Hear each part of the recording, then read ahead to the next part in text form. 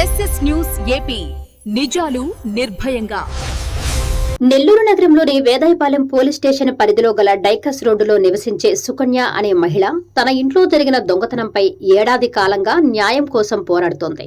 Minerva grand లో shift డ్యూటీలు చేసే ఆమె 2025 మార్చి 11న విధులకు వెళ్లిన సమయంలో దుండగులు తాళాలు పగలగొట్టి 12 తులాల బంగారం, 25,000 నగదు మరియు మొబైల్ ఫోన్లు ఎత్తుకెళ్లారని, ఈ ఘటనపై మార్చి 12న వేదాయపాలెం పోలీస్ స్టేషన్ లో ఫిర్యాదు చేయడంతో పాటు స్పందన కార్యక్రమం, డీఎస్పీ మరియు కలెక్టర్ కార్యాలయాల చుట్టూ తిరిగినా ఇప్పటి వరకు ఎటువంటి ఫలితమూ లేదని ఆమె ఆవేదన వ్యక్తం చేశారు.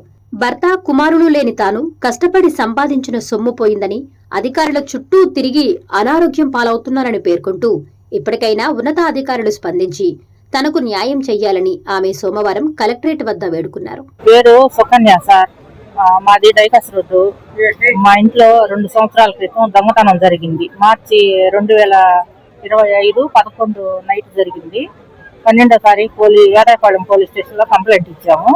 కానీ ఎవరు పట్టించుకోవట్లేదు సార్.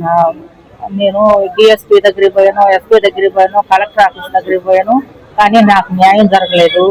12 సవర్ల బంగారు, 25,000 డబ్బులు, ఒక మొబైల్ దొంగతనం చేశాను సార్.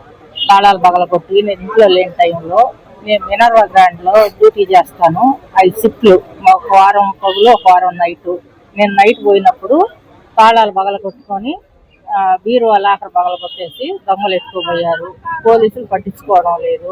తిరగతా ఉన్నా సార్, కాళ్ళు అరిగిపోయేటట్టు. నా జీతం అంతా ఛార్జీలకే సరిపోతుంది. నా హెల్త్ బాగలేదు, హస్బెండ్ లేరు, కొడుకులు లేరు. నేను కష్టపడి సంపాదించుకున్న డబ్బులు దొంగతనం చేశారు. కానీ గవర్నమెంట్ కానీ పోలీసులు కానీ నాకు ఎలాంటి న్యాయం చేయలేదు. అది సార్ నా సమస్య. నాకు దయచేసి నాకు న్యాయం చేయమని కోరుతున్నాను.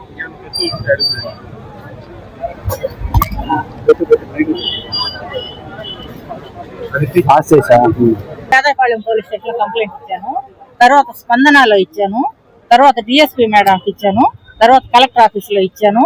ఎన్నిసార్లు ఎక్కడ తిరిగినా కూడా నాకు న్యాయం జరగలేదు సార్. ఇవన్నీ ఆ ఫైళ్ళే.